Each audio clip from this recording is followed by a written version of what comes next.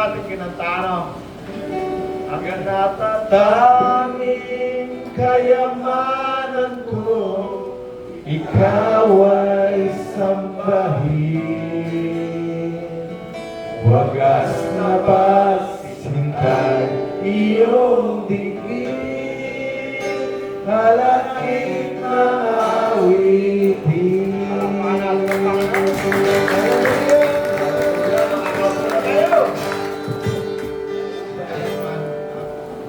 Panginoon sa atin, ano? Wala ko naman. Kanta-kanta tayo, no? Hallelujah. Napakabait ng Panginoon. Nakalain mo. Sa ibang bansa, sunog ang lumatagtakay sa atin, pakanta-kanta lang tayo, no, tay? Napakabait talaga ng Panginoon. Walang kasing bait. Walang kasing buti ang Diyos. Hallelujah. Ang pinag-aralan natin makarang linggo. Alam niyo yung Bible na yan, meron yung dalawang parte. Yes. Isa tinatawag na lumang tipan, isa naman tinatawag na bagong tipan. Yes. Bagong tipan. Noong nakarang linggo, yung lumang tipan, ang unang libro dyan, Genesis. Yeah. Sabi sa Genesis, sa simula, Ika. ay nilikha. Diyos. Nilikha ng Diyos ang langit at lupa. Yeah. Dito naman sa Revelation, Yeah. Yang simula. sa Revelation, sabi dito sa Revelation 22, verse 3 yata yan. Tsaka 8. Ako ang simula, sabi ni Jesus. Yeah. Ako ang simula. Ayan, sabi ni Jesus. Tapos dito, Genesis chapter 1, simula, nilikha ng Diyos ang langit, nilikha din niya ang lupa. Paano siya lumilikha? Simple lamang. At sinabi ng Diyos, yan, nagkasalita lang siya. Yeah. Sinabi ng Diyos, ganyan lang siya lumikha eh. Sabi doon sa una natin binasa kanina, kung walang pananampalataya, hindi natin maunawaan na lahat ng bagay ay nilikha ng Diyos sa pamamagitan lamang ng salita. Ano kayo? Saan tama yung binasa mo kanina? Ano? Yung binasa mo kanina? Hebreo 11:3. Ay, basa mo kayo doon. Yeah. Titingnan nyo yung Bible nyo kasi ang ating pinag-uusapan dito, ang tawag natin dito, Bible study. Yeah. Hindi ang tawag dito ay kathang usapan study, kundi Bible study. Ano na naipati nyo? Pag sabi Bible study, ibig sabihin nasa Bible. Kasi yung mga religion ngayon, pag ikaw ay nagtuturo ng totoo na nasa Bible na hindi nila pinaniniwalaan, ang tawag nila agad sa iyo, kulto. Yes. At tayo na, pagka merong nagtuturo, tapos hindi nila kaanib. Hindi kaanib ng iglesia ni Nanay Pachi o iglesia ni Rod. Kasi tinuturo niya na yung may Diyos na 4, to'y may 5. Yeah. Pag ikaw nagturo ng galing sa Bible, ang tawag sa iyo nila agad, kulto agad. Kasi ang Panginoon Jesus mismo, hindi siya sumunod sa takbo ng relihiyon. Kaya ang Panginoon, siya ang unang-unang sinabihan ng mga relihiyon na ikaw ay kulto, ang iyong ama ay diablo. Yeah. Pag nagtuturo ka ng totoo ngayon pag nagsabi ka ng totoo, tinan nyo sa Senado yung mga whistleblower, nagsasabi ng totoo, sila nakukulong. Patay na. Yeah. Magsalita ka ng totoo, ikaw kakukulong. Maraming mga nagsabi ng totoo sa Bible na siyang pinatay. Si John the Baptist, pinutulan ng ulo yan. Yeah. Ang sinasabi lang niya na yung katotohanan, o ikaw, mahal na Haring Herodes, huwag ka mag-asawa ng marami, hindi po pwede yan, mali yan. O, pinutulan siya ng ulo. Si Daniel, nung yung hari gumawa ng isang rebulto, ang sabi ng hari, o pag tumunog yung kampana, lahat tayo luluhod sa ginawa ko rebulto. Eh, ang ginawa rebulto niya. Yung kanyang rebulto. Yes. Ang tumunog yung kampana, lahat ka ng tao, luluhod sa rebulto ito. Eh, ayaw lumuhod ni Daniel, ni Shadrach, at Mesa. Mesak, Abednego. Ayaw nilang lumuhod eh. Ang ginawa ng hari, tinapong sila sa apoy, sa pugon. Tapos gumawa na naman ng patas yung mga kaaway ni Daniel. Sabi naman, lahat ng tao, pagdating ng alas 12 ng hapon, Yeah. sa loob ng isang linggo, sabi niya, walang mananalangin sa Diyos. Mananalangin lang kayo sa hari. Yeah. Ay si Daniel, sabi ng Bible, mananalangin ka, haharap ka rin sa Jerusalem, mananalangin. Di sinuplong na naman, tinapon na naman siya sa kulungan ng leon. Alam niyo ang mabuti, pag ikaw ay tunay na sumusunod sa Panginoon, hindi ka kakainin ng leon. Yeah. Nung tinapon siya doon sa kulungan ng leon, merong anghel, sinasarahan niya yung bibig ng leon. Kung naman tatlo, si Shadrach, Meshach, Abednego, nung itinapon sa apoy, dahil ayaw nilang sundin yung pinagagawa sa kanilang mali. Pagtapon sa apoy, yung mismong nagtapon sa kanila nangamatay sa init ng apoy. Yeah. Sila naman tatlo, bumagsak doon sa apoy, pero tinatanong nila, yung tatlong taong ito, abay, hindi nasusunog. Lumalakad sa ilalim, sa loob ng apoy, at may kasama pang isa. Ang isang kasama nila ay anak ng Diyos. Yes. Hindi nasunog. Kaya tuwang-tuwa yung hari. No? Nung sila iniyahon, si Daniel iniyahon sa kulungan ng layong walang galos, pinurumot siya, ginawasan anang kamay ng hari. Yeah. Amen? Kaya tayong mga mananampalataya ni Kristo, kahit anong mangyari sa buhay natin, dapat tuloy-tuloy lang tayo. Kasi kahit tayo ay mamatay, muli tayong bubuhayin ni Kristo. Yeah. Amen! Amen. Yun, ang ating pinag-aaralan ngayon. Yeah. Ang tawag dito sa atin para ang ating ginagawa ngayon, tayo nag-aaral ng salita ng Diyos upang ang ating pananampalataya ay lalo pang lumakas, lumago. Bakit? Kapag ang salita ng Diyos naririnig mo, yung pananampalataya natin lalo pang lumalago. Basahin mo kayo sa in Hebreo 11:3. Dahil sa pananampalataya na unawaan natin na ang sanlibutan ay nilalang sa pamamagitan ng salita ng Diyos. Oh, amen. Kita ninyo ito nga pinag-uusapan lumang tipan, bagong tipan. Yes. Alam niyo kung sino ang ating makikilala dyan at makikita? Si Kristo. Yes. Yung ating pinananampalatayanan. Paano nilikha ang daigdig? Sinabi ng Diyos, nagsasalita lang. Pagdating naman sa Juan, Yeah. chapter 1 verse 1, sa pasimula, naroon na ang salita. Sa pasimula. Pakibasa mo kayo, Sosay. Yeah, man. Salita, nariyan na. Ang salita ay Diyos. Nang pasimula ay naroon ng salita. Ang salita ay kasama ng Diyos at ang salita ay Diyos. Okay. Sa pasimula ay kasama na siya ng Diyos. Okay, ang salita, kasama ng Diyos, ang salita ay Diyos. Yeah. In Genesis chapter 1, Nilikha ng Diyos. verse 1, simula, nilikha ang langit at lupa. Nagsasalita lang siya eh. Sinabi ng Diyos, magkaroon ng tubig, magkaroon ng liwanag, magkaroon ng tao. Yes. Masalita lang. Sinabi ng Diyos, nagsasalita. Wala lang kung hindi ko pa yan narinig tinuturo sa mga sa mga simbahan. 30 years ko sa simbahan, hindi yan tinuro sa akin. Pero kababasa ko ng Bible, natatagpuan ko. Pag pala yung Bible binasa mo, matatagpuan mo si Kristo. Mula umpisa hanggang dulo, matatagpuan mo dyan si Kristo. Pag hindi mo natagpuan si Kristo, ang ibig sabihin, hindi mo tinanggap si Kristo bilang Panginoon at tagapagligtas mo. Yung Bible na yan, pwede mo yan sa uluhin. Pwede mo sa uluhin yan, may nakakasaulo niyan, maraming tao. Pag tinanong mo, saan yung ganito, saan yung ganon, alam niya kahit parang computer eh. Pero si Kristo, hindi nila makita si Kristo. Ang pagka-Diyos ni Kristo, hindi nila makita. Hindi nila maunawaan. Bakit? Kasi hindi sila sumampalataya kay Kristo. Maunawaan mo lang yan kapag, sabi rito sa Hebreo 11:3, dahil sa pananampalataya ay nauunawaan natin na ang lahat ng bagay sa sanlibutan ito ay nilikha ng Diyos. Yes. Maunawaan mo lamang yan, ang first step para yan ay maunawaan mo, kailangan tanggapin mo si Kristo, gawin mo Panginoon. Kailangan ka munang sumampalataya kay Kristo. Kasi sabi ni Kristo, sumampalataya kayo sa Diyos at sumampalataya din kayo sa akin. Yan. May naunawaan kayo? Yes. At ang pananampalataya, sabi sa Roma 10:17, ay mula sa pakikinig.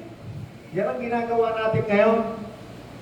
Nagkakaroon tayo ng malalim na pananampalataya kasi nakikinig tayo Yes. ng pakikinig ng mabuting balita tungkol kay Kristo. Yeah. At tinan nyo to, Genesis hanggang sa Revelation tungkol kay Kristo. Nakikita natin. May naunawaan tayo? Ang pananampalataya ay mula sa pakikinig. Paano makakapakinig? Sabi sa Roma 10:14. Yeah. Kung walang mangangaral tungkol kay Kristo. Anong ating pinag-uusapan ngayon? Tungkol kay Kristo. Sino si Kristo? Siya ang lumikha. Siya ang simula. Yeah. Siya ang salita ng Diyos. John chapter 1 verse 14. Pakituloy mo kayo sa ating. Nagkatawang tao ang salita at nanirahan sa piling natin. Okay, yung salita na yan, sabi sa Juan, nagkatawang tao. Yes. Ayan. Nung siya'y nagkatawang tao, siya yung tinatawag na anak ng Diyos. Amen. Ang tawag din sa kanya, Jesus. Yan, nung siya'y nagkatawang tao, yan ang pangalan niya. At dito sa John chapter 1, nagsasalita. Ang salita ay kasama ng Diyos. Magkasama sila kasi dito, sinasabi rito sa Genesis chapter 1, ang Diyos ay Espiritu. Yes. Espiritu ang Diyos, hindi pa siya nagkakatawan. Ang Espiritu, hindi mo yan mabibilang kasi walang body, walang katawan. Pero, meron siyang kasama eh. Yun ang sasalita. Pang verse sa Bible na sila yung lumikha sa lahat ng bagay, si salita. Walang anumang nilikha nang hindi sa pamamagitan ng salita. Yeah. John 1:14. Yeah. Nga. Sabi, Efeso 2:10. Sige, Kuya Sonel, pakita. Ay, binasa mo na yung John 1:14 eh. At walang anumang nilikha nang hindi sa pamamagitan niya. Ano ba yun? John 1:14 o John... Yun ang 1:14. Sige, pakiulit mo kayo Sonel. John 1:14. naging tao ang salita at nanirahan sa piling natin. Nakita namin ang kanyang kaluwalhatian gaya ng buktong ama. Okay. Kaya puspos lang yan. Pinapalagay. Sa Ephesians 2:10, Dito muna sa John 14. Sige. Punta tayo dyan kayo Sonel. Walang anumang nilikha sa pamamagitan niya. Andyan yun eh. John 1. Walang anumang nalikha ng... sige, pakibasa yung iba na. Pero nandyan din yan. Pagbasahin nyo ng buuyang aklat ng Juan, sabi makikita rito, nyo. nilikha ang lahat ng bagay sa pamamagitan niya at walang... Efeso 2:10 yan, ano? Hindi, John 1:3. John 1:3, ayun. Nilikha ang lahat ng bagay sa pamamagitan niya at walang anumang nalikha nang hindi sa pamamagitan niya. John 1:3. Yan. Oh. Walang anumang nalikha nang hindi sa pamamagitan niya. Okay. Ano ba ang nilikha ng Diyos sa Genesis? Sa simula, nilikha niya ay langit. Yeah. Ang sumunod, lupa. Yes. Sabi ng John chapter 1, walang anumang nalikha nang hindi sa pamamagitan Yeah. Yeah. ni Jesus na salita. May narawa kayo? Okay. Ang pananampalataya natin ngayon ay pinalalakas, pinalalalim, Yes. pinalalago. Para tayo'y lumago. Kasi ang isang pananampalataya, ang katulad niyan ay isang batang bagong silang. Kaya nga tayo, tinatawag tayong born again eh. Sinilang muli. Ang sinilang, hindi ang katawan. Ang sinisilang sa atin, yung espiritu nating katawan. Yes. Pag tinanggap mo si Jesus, naging isa kang mananampalataya ni Jesus, ang tawag sa iyo, isang batang mananampalataya. Isang sanggol, no? Bagong silang, parang katawang pisikal, sinilang. At para lang iyong espiritual na pananampalataya, yung pananampalataya mo'y lumago, kailangan mo lagi nakakarinig ng salita ng Diyos or nagbabasa ka ng salita ng Diyos kasi ang salita ng Diyos, yan ang ng ating kaluluwa. Kaya, pupunta na naman tayo sa tatlong elemento ng pagkatao ng isang tao. Anong tatlong elemento nandiyan kay tatay? Katawang laman, nakikita. Katawang espiritu, hindi nakikita, katulad ng Diyos. Sa Genesis, espiritu, hindi nakikita. At nung siya lumikha, meron pa siyang isang kasama. Yung salita na kasama ng Diyos. Sabi sa Genesis, sabi sa John chapter 1 salita ay kasama na ng Diyos sa pasimula pa. Magkasama sila. Sila naghihiwalay. Hanggang ang Panginoon ay bumaba dito sa lupa, hindi sila naghihiwalay, lagi silang kasama. Niwala kayo, lagi silang magkasama? John 14 verse 9. Sumagot si Jesus. Okay si Jesus ang nagsasalita dyan sa aklat ng Mateo, Marcos, Lucas, Juan, yung apat na una sa Bagong Tipan. Ang Panginoon lagi nandyan, ang Panginoon lagi nagtuturo dyan. After nung Mateo, Lucas, sa Bagong Tipan ang sinasabi natin, Mateo, Marcos, Lucas, Juan. After niyan, ang makikita nyo naman dyan, yung isinulat ng mga apostol. At ang number 1 na apostol para sa ating mga Hentil, si Apostol Pablo. Yes. Tayong mga Hentil, tayo'y itinayo ng mga apostol. No, hindi natin tagapagtayo yung mga propeta sa Lumang Tipan. Dito sa Lumang Tipan, ang Diyos ay nagpakilala sa napakaraming pangalan. Yes. Andyan yung Jehovah Rapha, Jehovah, kung ano-anong pangalan, ang dami. Yeah. El Shaddai, Jehovah Adonai, Jehovah Jireh, Jehovah Rapha, iba-ibang salita sa salitang Greek, minsan salitang Hebrew. Yeah. Kaya maraming tao nagtatalo-talo sa mga pangalan kasi gumagamit sila ng mga salita na hindi naman nila kayang basahin. Hindi nga nila kayang basahin Tinatranslate lang sa kanila ng mga nagtatranslate, hindi naman naniniwala kay Kristo. Para maunawaan natin ang Bible, yung Bible kasi, pag Tagalog yan, yung salitang Diyos sa Tagalog, Diyos. Sa English naman, sinabi mong salitang Diyos, lumikha sa lahat ng bagay, God. Pag salita naman ng Muslim, ang tawag doon sa salitang Diyos na lumikha sa lahat ng bagay, o God, ang tawag nila Allah. Iba-ibang salita, hindi mo maintindihan pag gumamit ka na ibang salita. Sa Hebrew naman, o kaya sa Greek, andyan yung lalabas yung Yahweh, andyan yung Adonai, Panginoon. Hindi mo maintindihan. Kaya dito lang muna tayo sa English na Tagalog para hindi tayo malito. Kasi pag gusto kong lituhin ng Diablo, gagamit yan sa iyo ng mga salita na hindi mo naiintindihan. Kaya maraming nakukuha ng mga agimat, ang mga salita daw, Latin, hindi nila naiintindihan yan. Kami ni Kuya Sosay, munti kaming maging mga maging albularyo niyan Kasi tinuruan kami na isang matandang albularyo na yung tinuturo sa aming Latin. Hindi naman niya rin naiintindihan. Tinuro din pala lang sa kanya. Na yung mga pangalan pangalan pala ng demonyo yung pinapatawag sa amin. Ikaw tayo, nakaano ka ba ng agimat? Tatay Ponso. Tatay Ponso, napakagaling nga sa agimat. Kasi nung bago mamatay yon, diba sa hospital yon, tagal. Gusto akong makita nun Pero nung malakas pa yon, malimit kami nagkukwentuhan. Mahilig pala sa agimat niya, kumukuha yan ng bangkay sa sementeryo. Numisan daw siya kumuha ng bungo. Kasi meron siyang altar, gagawa siya ng altar.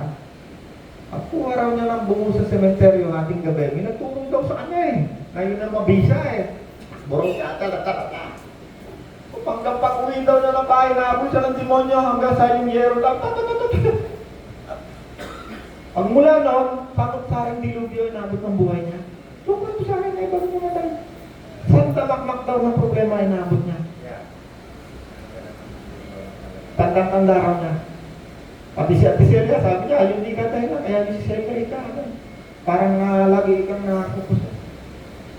Sabi niya, parang ito. Kasi yun ang naobserbahan niya Kumukuha siya ng kapangyarihan ng dilim.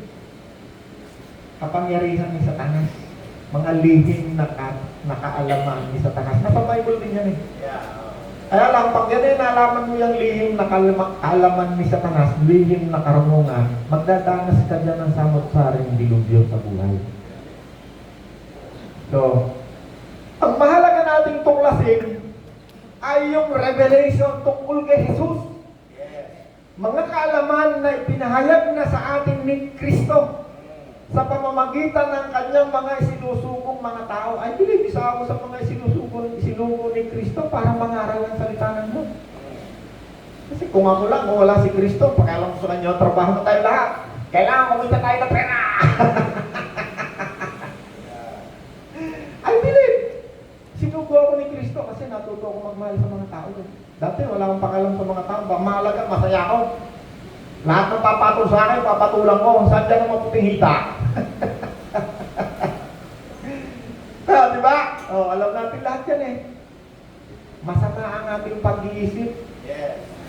Rebelde sa Diyos. Pero nung tinanggap ko si Kristo, naging isa akong mananampalataya, nauhaw ako sa salita ng Diyos. Kapag dami ko ng Bible na wawasak yung iba, hindi ko na mabasa, dahil sulat. Hanggang ngayon, ayan, may bago na naman ang notebook ko.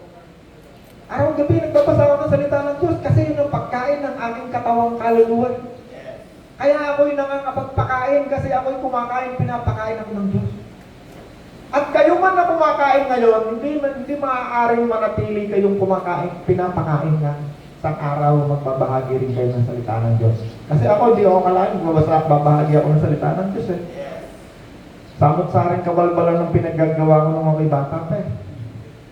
Salamat sa Diyos, naging mananampalataya. Isinugo ni Kristo. Anong ginagawa mo ngayon? Nangangaral ng salita ng Diyos. Yan lang naman ang assignment natin sa buhay eh. No? Kaya sabi ko kay Kisosan, akin mayroon isang prinsipyo na napakasarap gawin. Kung ano lang yung pinapagawa sa akin ng Diyos, yun lang ginagawa ko. Pag hindi pinapagawa sa akin ng Diyos, yung sarili ko lang, ako, kailangan mag-isikat ako. Kailangan gumawa ako ng ganito at gano'n. At hindi ko yung ginagawa. Ang ginagawa ko lang kung ano yung saan ako nililid ng banal na Espiritu. Yun ang ginagawa ko. Ang pakasaya ng buhay ko.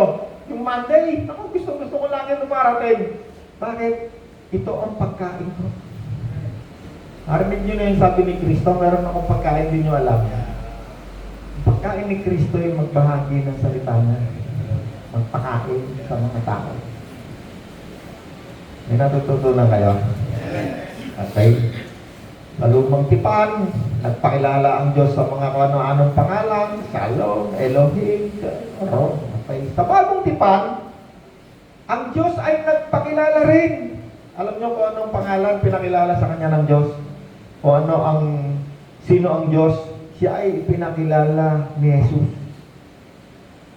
Sabi sa Marcos 14:36, nung si Jesus ay nagturo sa mga tao, ganito ninyo tawagin ang Diyos. Tuturo siya paano mananalangin kasi maraming tao hindi alam paano manalangin. Sino sa inyo mananalangin? Dapat alam nyo paano manalangin. Okay, si Jesus nagturo siya paano manalangin. Anong sabi niya? Ganito kayo mananalangin. Ano sabi? Tawagin ninyo ang Diyos Ama. Ama kong Diyos. Kasi sa Old Testament, hindi naman siya nagpakilala na siya ay ama ni Jose, ama ni Daniel. Hindi eh. Sa bagong tipan, ang Diyos ay pinakilala ni Jesus na ating Ama. Pero sa tama niya. Marcos 14:36. Sinabi ni Jesus, ganito kayo manalangin, tawagin ninyo ang Diyos, Ama kong Diyos. Ay Romans 8:15. Ay basa kayo ito rin. Roma 8:15.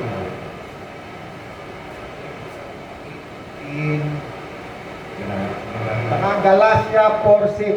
Sapagkat hindi espiritu ng pagkalipin ang inyong tinanggap upang kayo mamuhay sa takot. Sa halip ang inyong tinanggap ay espiritu ng pagkukop upang kayo maging anak ng Diyos. Kaya kayo tumatawag sa Kanya ng Ama ko. Hindi espiritu na pagkatakot ang inyong tinanggap upang kayo'y mamuhay sa pagkatakot, kundi ang inyong tinanggap ay espiritu ng pagiging anak ng Diyos.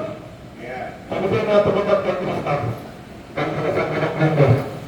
Ano?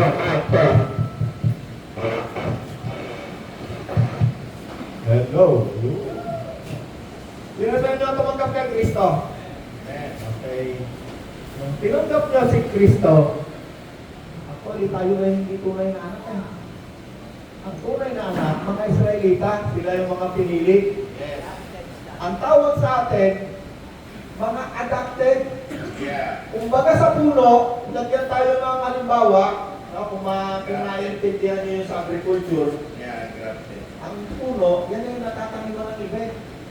Tatay na naman pag pinutol, kasi ang mga Israelita, hindi siya nakilala eh. Kaya yung sinasabi sa John chapter 1 eh, hindi siya tinanggap ng kanyang mga kababayan, hindi siya nakilala ng kanyang mga nilikha, subalit ang lahat ng tumanggap at nanalig sa kanya ay pinagkalooban ng pagiging anak ng karapatan na maging anak ng Diyos at tayo may naging mga anak ng Diyos. Yeah. Tayo'y adoption, angkon. Sa salitang Tagalog na legal, tayo ay inampon. Inampon tayo lahat. Sino yung inampon? Yung mga tumanggap kay Kristo. Yes. At nung tayo tumanggap kay Kristo, ang tinanggap natin hindi espiritu ng pagkatakot. Kaya sabi ni tatay, nung tinanggap ko si Kristo, parang ako ng kapayapaan. No? Ang tinanggap natin ay espiritu ng pagiging anak. So tayo ngayon ay anak ng Diyos. Kaya tinuturuan tayo ni Kristo, ganito kayo na namin. Awagin ng Diyos, Ama ng Diyos. Abba Father. Ang tumatawag sa Kanya ay yung espiritu ninyong nagkaroon ng buhay. Yeah. Hallelujah. Amen. Naunawa tayo? Yung isa pa. Galatia. 4:6. Kaya sabi ito, dahil kayo mga anak ng Diyos, isinugo niya ang Espiritu ng kanyang anak sa ating mga puso na tumatawag sa Diyos ng Ama, Ama ko. Dahil Yeah. tayo ngayon ay mga anak ng Diyos, isinugo Niya ang Espiritu niya, kanyang Espiritu. isinugo ng Diyos ang espiritu ng kanyang anak. Diba dito sa Genesis, espiritu lang sila eh. Amen. Espiritu ng katawang tao. Amen. Pagbasahin mo yung aklat ng Juan, lagi sila magkasama dyan eh. At dahil tayo naging mga anak ng Diyos, isinugo ng Diyos, sila nagsugo, ang Diyos mismo. Anong isinugo niya sa atin nung tinanggap natin si Kristo? Espiritu Ang espiritu ng kanyang anak na si Jesus. Kaya tayo ngayon ay nakakatawag na sa Diyos, Ama, Ama ko. Anak ng Diyos. Yes. Malalim na. No? Abba Father. Ama kong Diyos. No? Dati, kung wala si Jesus sa buhay ng isang tao, wala siyang karapatan na tumawag sa Diyos na Ama ng Diyos. Bakit? Bakit? Wala sa kanya ang Espiritu ni Kristo. Kaya ka lamang nakakatawag sa Diyos na Ama ng Diyos sapagkat yung anak ng Diyos na si Jesus, yung Espiritu niya, hindi yung katawan ha? Kasi si Kristo nasa langit yung kanyang katawan, nakaupo sa kanan ng Diyos, siya ay namumuno ron sa lahat ng uling, pamumunod, pamamahala. Yes. Ano ang isinubo sa'yo? Espiritu ni Kristo. Ngayon, nung sinubo sa'yo yung Espiritu ni Kristo, anong gagawin niya sa yung Espiritu niya? Sabi ni Kristo, hindi na kita iiwan, hindi pababayaan kailanman. Yung Espiritu na yan ang magiging sanhi ngayon ng pagiging mong isang mabuting tao, Yes. kamukha ni Kristo na kamukha ng Diyos. Yung Espiritu rin na yan, na kahit si Nanay Pachi ay mamatay, kahit ako'y mamatay, yan ang muling bubuhay sa ating mga katawan na mamamatay. Amen. Kaya sabi ni Kristo, walang makakalapit sa inyo, sa akin, kung hindi kayo inilapit sa akin ng aking Ama.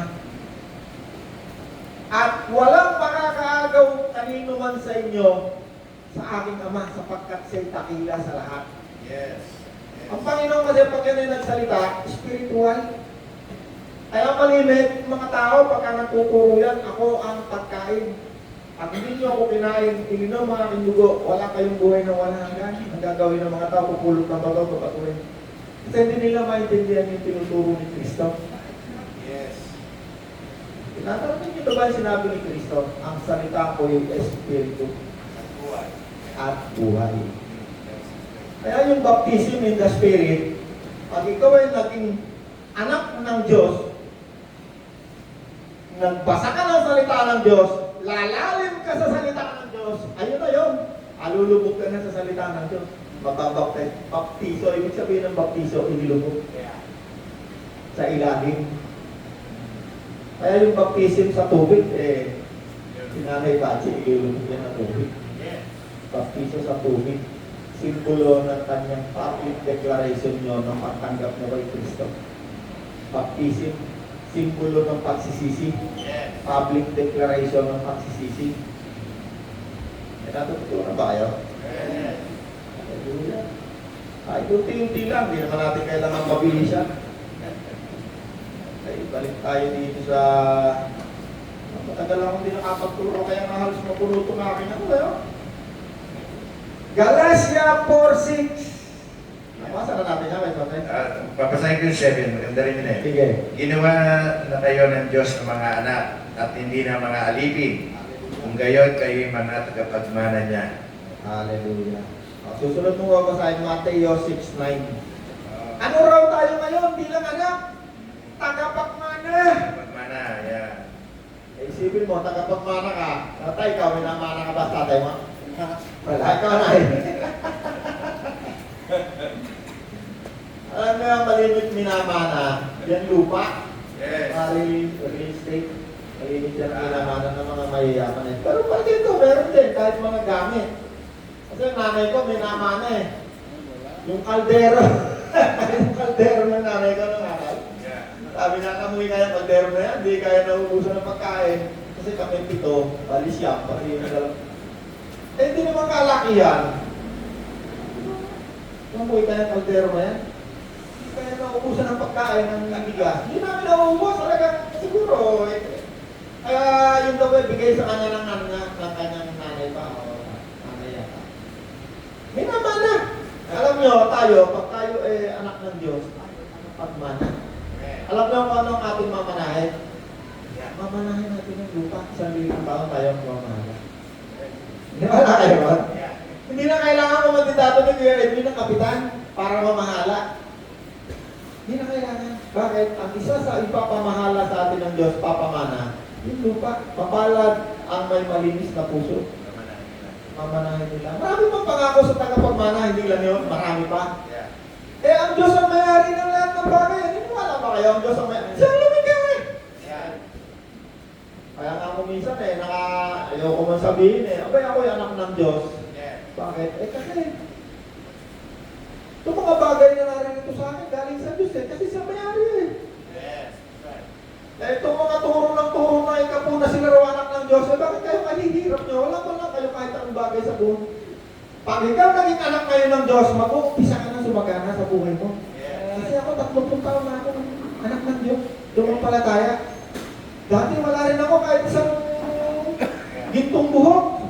Kahit isang takot na lupa, wala. Pinagtatawanan ako ng mga tao. Sana'y naalala niyo yung sakyan ko nung araw na bulok na. Pagka may sa takusan, pinaparkil ako pa yan. Kasi kailangan ko kumita. Pandemi lang ako eh. 5 anak ko eh. Lahat ng pagkaharap buhay, gusto kong gawin eh. Para kumita ng kahit paano. Yeah. Pero hindi na ngayon, siyempre, hindi na ako napaparkila na ako driver na kay pahay-pahay na pinagtatawanan ako ng mga tao. Yung may lising ka na, nanay. Nakalabas. Oo. Ay, di ngayon, aba, si Carol lahat. Aba, naka-Mercedes na ngayon. Ay, nakupo. Buti na, ikaw sa akin buhay. Ay, ano. Pag ikaw naging anak ng Diyos, basta tumayo ka lang anak ng Diyos. Kasi pag ikaw ay anak ng Diyos, ikaw ang number 1 sa mata ng Diyos. Ang anak ng Diyos eh. Tayo lang anak mo. Wala pa ang anak ng Diyos. Wala lang ba tayo? Isa lang, di ba? Ito ang anak mo, kung anong meron ka, talagang mo lahat ng bagay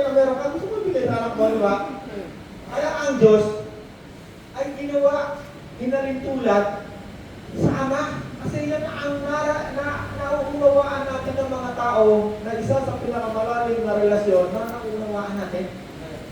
Ama. Yes. Sabi ni Jesus, tawagin ninyo ang Diyos. Anak ko, Diyos. Nasusunod yan, sabi ni Jesus hindi kayo sa Diyos, sa aking pangalan. Yeah. Basahin niyo yung Bible na pinibigay ko sa inyo. Hindi ako nagbigay ngayon ng Bible sa inyo kasi itong Bible ko, 4 na taon na, buo pa eh. So, supposed to be, kung nagbigay ako sa inyo ng nakarang taon, maganda pa yan. Hindi naman kailangan every year palitan yan, dahil yung mahal din naman yan. Yeah. Basahin niyo yung Bible niyo, dami niyo matutuklasan na tungkol kay Kristo. Nakikilala ninyo si Kristo. Pag basahin mo yung Juan, sasabihin pa ni Kristo dyan sa'yo, ako at ang Ama, isa lang.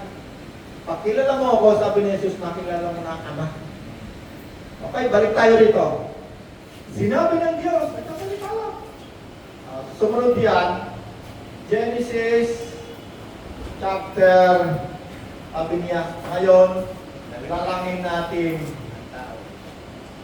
ang tao. Anong verse ako yun, Brother? 26. Genesis 1:26. At hiningahan sila ng Diyos, hiningahan, at sila'y naging mga buhay Hallelujah. na kaluluwa. Okay, dito sa Genesis, naging mga buhay. Yeah. Ang mga tao ay naging mga buhay na kaluluwa. Bakit? Ang mga tao dyan sa Genesis, nilagyan ng Diyos ng kanyang espiritu, pinahinan. That's right. At sila'y naging mga buhay. Hindi yung mga hayop, hindi yan hiningahan ng Diyos. Pero may buhay yan, buhay sa ilong. Buhay na hininga. Okay? Sa New Testament, sa Bagong Tipan, at sila'y hiningahan ni Jesus. Yeah. Yeah. 20. John 20. 20:22. Pakibasa mo kayo sa 20:21. Yeah. Hiningahan sila ni Jesus. Okay, wait. Bago mo yung basahin ka sa dito sa Genesis, ang unang nilalang ng Diyos dyan, si Eva, si Adan. Yeah. Okay, si Eva, si Adan. Hiningahan sila ng Diyos. Yes. Karoon sila ng buhay. Binaginan sila ng Diyos ng Espiritu. Yes. Hindi nila ginawa sa hayop, ha? Tandaan nyo mabuti, ha? Kasi may mga nagtatak, may mga nagtuturo na yung hayop, hiningahan din. Hindi. Wala nyo yung mababasa sa Bible. Pag hindi nyo mabasa sa Bible yan, wala yan. Kaya lang yung pag-uusapan lang natin yan, ano yung nakasulat sa Bible, kasi sabi ng Bible, huwag kayong lalampas sa nakasulat. Huwag lalampas. Okay. Noong nilalang ng Diyos ang unang tao, si Eva, si Adan, hiningahan, naging buhay na kaluluwa. Yung Espiritu ng Diyos ay ibinahagi. Kaya sila'y nilalang na kamukha ng Diyos. Lalangin natin sila sa ating wangis, sa ating larawan. Yeah. Ay, paano sila nilalang? Anong kamukha? Wangis, larawan.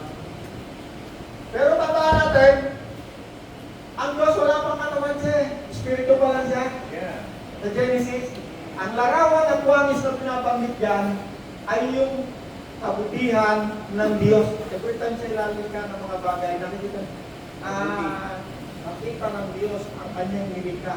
At sila'y napakaganda, napakabuti. God saw that it was good. That's good. No? Makita niya ang mabuti yung kabutihan. Diyos ang lahat. Kanyang likha. Okay, itong napakabuti, laging ganyan. Itong si Eva, si Adan, ito'y natukso ng diablo, nadaya, at ang resulta, sila'y nawalay sa Diyos. Ano ibig sabihin ng nawalay?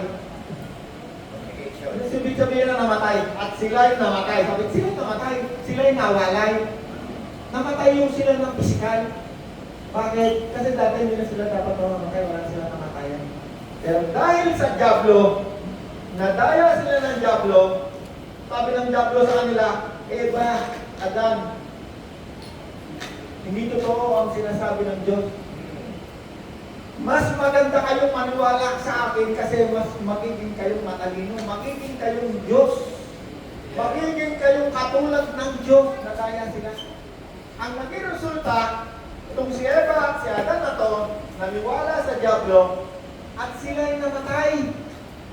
Sila'y nawalay sa Diyos. Ibig sabihin na namatay, yung Espiritu ng Diyos, ayaw na nila ngayong pakinggan.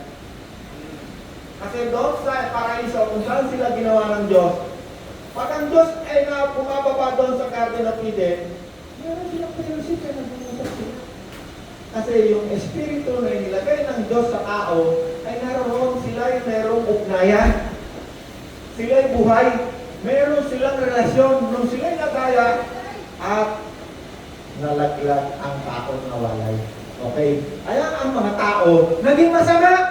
Naging kamukha ng diablo. Masama. Ano naging resulta?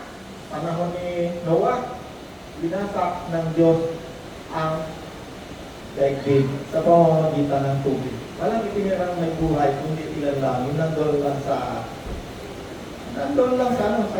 barko. Panahon ni Noah. Nakita na naman ng Diyos, sobrang sama na naman. Hindi na niya mawasak ang daigdig. Bakit? Nangako sa kay Noah, hindi ko na muli mawasakin. Kaya gumawa uli ang Panginoon ng paraan. Anong ginawa? Nagkatawang tao ang Diyos para tayo tubusin sa kasalanan. Hindi na kailangan tayo wasakin. Anong ginawa niyo sa binasa ko sa ni Jesus? At hiningahan sila ni Jesus. Ang sabi, tanggapin ninyo ang Espiritu Santo. Kaya tayo naging anak ng Diyos. Anong ginawa ni Jesus?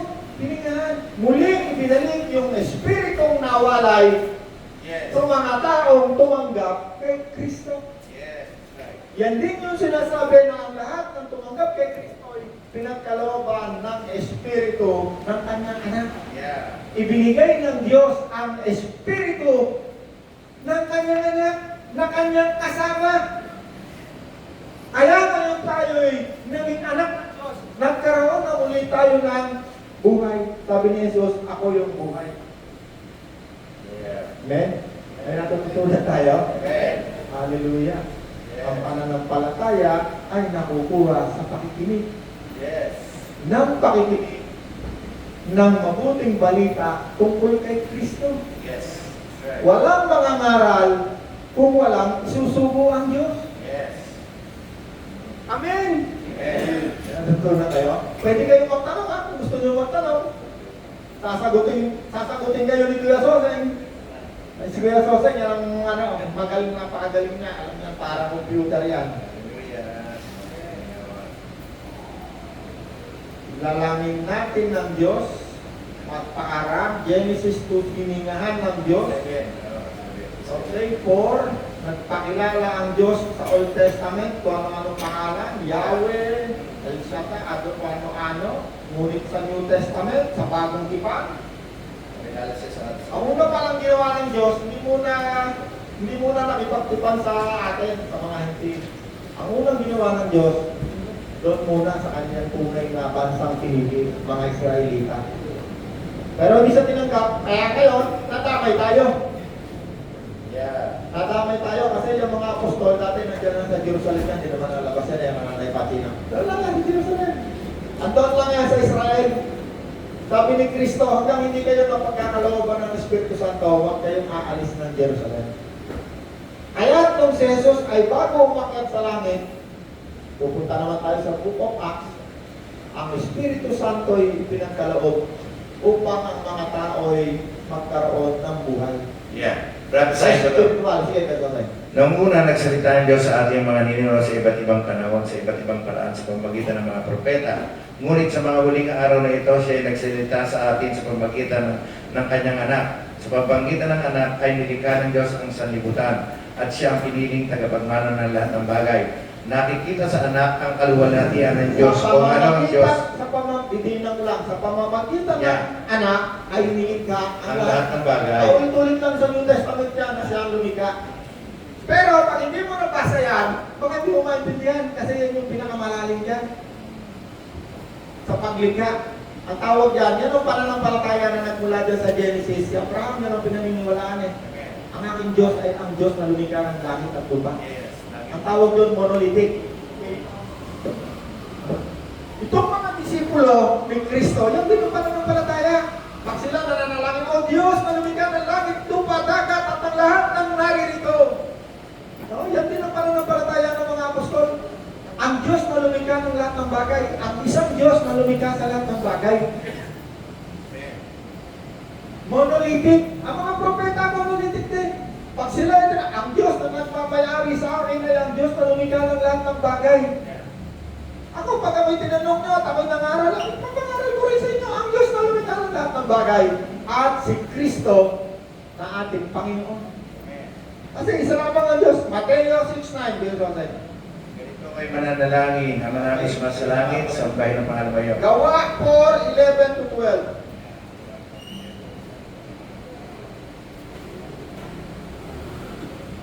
Gawa 4:24 na lang. Sige. 4:24. Panginoon. Yeah. Sige. Kayo po ang lumikha ng lahat ng Bagay.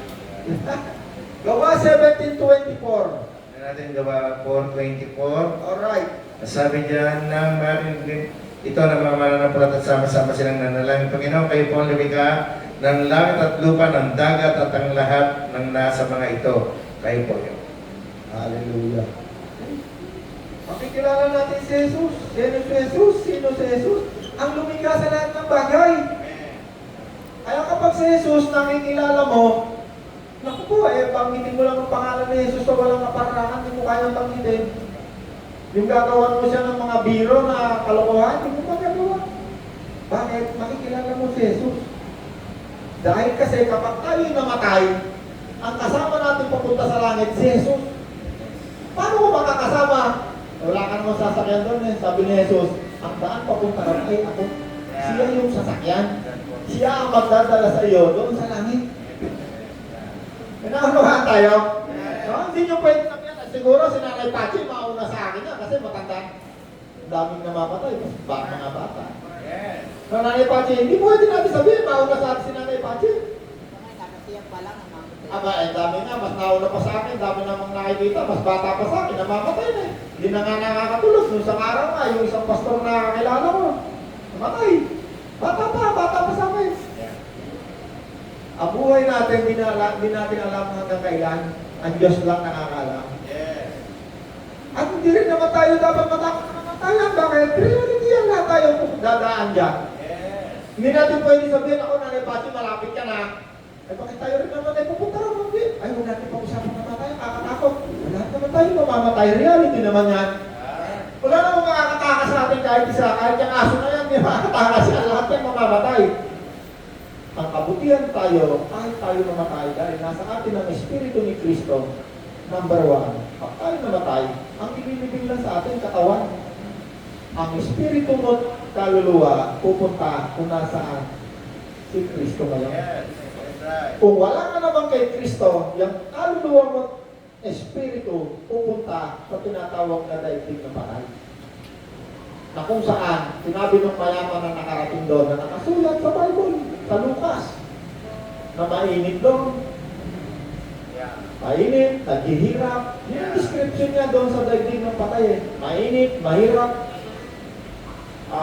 Wala siyang nakikita ron, madilim, may apoy. Lahat ng senses mo gagana. Ano? Maaaring hindi man physical, spiritual senses. Kasi yung physical mo, nakalibing eh. Yung spiritual senses mo, meron din yung pakiramdam. Yung kaluluwa mo, may memory yan. Yung senses ng kaluluwa mong katawan, meron din yung pakiramdam. Nararamdaman din niya yung pinig doon. Yung apoy ron, nararamdaman. Amen? Woo! Sabi ko, tayo na. Okay lang. John 14:8. Panginoon, ipakita ninyo sa amin ang Ama at masisiya na kami. Ito kasi si Felipe, gusto niya physical niya makita ang Ama. Eh hindi nga pwede dahil ang mga espiritu. Hindi nga pwede makita ang Ama kasi nga espiritu. Eh kung meron ng katawang laman, eh di sana hindi na nagkatawang tao si Jesus. Meron ng katawan eh. Sabi ni Nanay Pachi, sige, diretso pa sa baba pa. Marami pa yun eh. Sumagot si Hindi Jesus. ka ba naniniwala na ako ay nasa Ama? Yeah. At ang Ama naman ay nasa akin. Sabi sila magkasama, hindi sila nag-iwala eh. Hindi sa akin galing ang sinasabi ko sa inyo, ngunit Ama na nananatili sa akin ang siyang gumaganap ng kanyang tungkulin. 11. Maniwala kayo sa akin. Ako ay nasa Ama at ang Ama naman ay nasa akin. Okay, katulad ni David ang pinabanggit niya. Magkasama, nasimula. Magkasama. Nanay Pati, ano po yan? Diretso pa. Sabi ni Nanay Pati, buti na lang. Kaya sulat ko ng mahaba. 11. Yeah. Maniwala kayo sa akin, ako ay nasa Ama, at ang Ama ay nasa akin. Ang binabanggit ni Kristo, yung spiritual nila, lagi magkasama. Yes. Nasa physical si Kristo, pero yung spirito ng Ama, nasa Kanya. Yes. Magkasama sila natin. Nasa espiritu ang Ama, pero ang espiritu ng Kristo, magkasama rin sila. Hindi sila nag-iwalay. Kung ayaw nang maniwala sa sinasabi ko, maniwala kayo dahil sa mga ginagawa ko. Nakakabuhay siya ng patay. Nasasaway niya yung bagyo, yung dagat. Sino makakasaway ron? Hindi yung gumawa lang. Meron pang tao, meron pang magician makakasaway ng bagyo. Sawayin mo nga yung apoy na natutunog. Pero ang Panginoon, kaya niyang sunugin yung isang bagay pag sobrang na sama. Pag tumalikod na, talagang sobra-sobra na, abot na sa langit ang kasamaan. 12. Tingnan nyo, ang nananalig sa akin, tandaan ninyo, ang nananalig sa akin, sumasampalataya, makakagawa ng mga ginagawa ko, higit pa dito. Sapagkat, babalik na ako sa Ama. Yeah. Ay, nasaan na yun ang Panginoon? Nandun na siya sa Ama, magkasama na sila. Yung physical na katawan ni Kristo, na nagkatawang tao, kasama niya ron. Kaya hindi natin nakikita rito si Kristo. Ang narito ngayon si Kristo, Espiritu. Yes. Pero sa araw, babalik ulit. Yun ang iniintay natin. Yun ang iniintay ng lahat ng mananampalataya ni Kristo. Yung physical na katawan na tinatawag na glorified body, muli pabalik. Second coming, ang tawag doon. Yes. 12, 13. Ang anumang hilingin ninyo sa pangalan ko, Sama sa pangalan ko. ay gagawin ko upang luwalhatiin ang Ama sa pamamagitan ng anak. Gusto ng Panginoon na luwalhatiin natin ang Ama sa pamamagitan ng paghingi natin sa Ama sa kanyang pangalan. Tinuturuan tayo ng Panginoon para tayo hihingi. Pero wala, bakit ka may Petrodac? Ito, bakit ka lang? Sapagkat ako yung hihingi. O tapos dyan, sabi ni Kristo, humingi kayo kasi wala kayo, hindi kayo humingi, hindi kayo nananalangin, hindi kayo nananampalataya. Yes. Okay? Sabi nito sa John 14:13, 13, ano mang hilingin niyo sa pangalan ko ay gagawin ko. Sino rin ang gagawa? Siya pa rin ang gagawa. Upang luwalhatiin ang Ama sa pamamagitan ng anak. 14. Kung hihiling kayo ng anuman sa pangalan ko, ito ay aking gagawain. Yes. Okay? Pag meron sakit, mga anak ko, ay mananalangin ako. Papatong ko, kamay ko sa kanila. Mananalangin ako sa Ama. Bakit sinabi ni Kristo, kung kayo'y mananalangin, hihingi ng anuman sa pangalan ni Kristo, ito ay kaniyang gagawin. Siya pa rin ang gagawa. Bakit? Nandun na siya sa langit sa kanan ng Ama. Bumalik na siya ron. May nakawa kayo? Okay. Hanggang ngayon, 1624, yan 1624, sabi ni Kristo, hanggang ngayon, wala kayong hinihingi sa Kanya sa aking pangalan. Sino nagsasalita? Si Kristo. Bakit marami hindi humihingi sa Ama? Sapagkat hindi nila kilala si Kristo ni ang Kanyang Ama. Kaya hindi sila humihingi. Pero mga tao, kilala lang si Kristo, yung Ama ni Kristo, ayaw nila kilalanin. Meron namang kilala lang yung Ama, pero si Kristo ayaw rin nilang kilalanin. Yes. John 16:24, hanggang ngayon, sabi ni Kristo, wala kayong hinihingi sa Kanya, sa Ama, sa aking pangalan. Humingi kayo, at kayo'y makakatanggap para maging malubos ang inyong kasiyahan. Yes. Gusto ng Diyos tayo masaya. Yes. Pero wala, ikaw ba masaya? Ay siguro pala ito. Ako nang pinakamasaya sa buong daigdig. Bakit? Araw-gabi humingi ako sa Diyos eh. Kaya hindi na ako pwedeng sabihin, ito Rola, ba't ikaw napakarami mong bagay? Kasi araw-gabi humingi ako sa Diyos. 30 taon na humingi ako sa Diyos. Yun ang sikreto. Pag hindi mo alam ang sikreto, walang darating sa kalat mo. Ay, hindi ako lakas ko eh. Talino-talino ko kaya. Kilala ko kaya yung lahat ng mga mayayaman. Ang galing ko. Yun ang pag-asa ng maraming tao. Hindi nila kilala si Kristo. Ni ang kanyang Ama. Yes. Eh, ba't ako wala akong kilala? Yung may-ari ng San Miguel, dinadala sa akin. Yung may-ari ng lahat ng malalaking isda, dinadala sa akin ng Diyos. Bakit? Ang Diyos ang may-ari. Ang Diyos ang may kapangyarihan. Amen. Ano naman ang ginawa mo, Kuya Roland? Abay, every Monday, niyayakan ko yung mga taong kilala ng Diyos nito para makilala rin ng Diyos at humihiling kayo sa Diyos para kayo maging masaya. Amen. Amen! Kuya Roland, di naman yata totoo sinasabi mo eh. Ang tinan mo, kalapakadami ng pera. Ano, bibigyan mo magpunta ko ng pera eh. Wala tayo. Pwede na naman, totoo lang. Saan galing ang pera mo, Kuya Roland? Abay, nahingi ako sa Diyos. Hindi ko ninanakaw. Hindi ko ninanakaw ang pera. Bakit? Ang Diyos ang nagbibigay sa akin ng pera. Yes. Ano, totoo lang kayo? O mag-umpisa kayo, humingi kayo. Sabi ng Panginoon, hanggang ngayon, wala kayong natatanggap. Sabi ni Kristo, humingi kayo. Para kayo'y maging masaya rin. Kasi yun ang kalooban ng Diyos sa atin, maging masaya. Yes. Ayaw ng Diyos si Reggie maging malungkot. Akala lang ng mga tao ko, pag mapunta ako sa beer house, siguro saya ako doon dahil kumita. Dahil mahihipong kita. Dahil kong pere. Pero ako 13 months. Pag uwi mo ng bahay, yung pangabutin mo. Sakit. Ubos ng pera. Wala kang magpipili ng pagkain. May natutunan kayo ngayong umaga! Ang Diyos ay mabuti!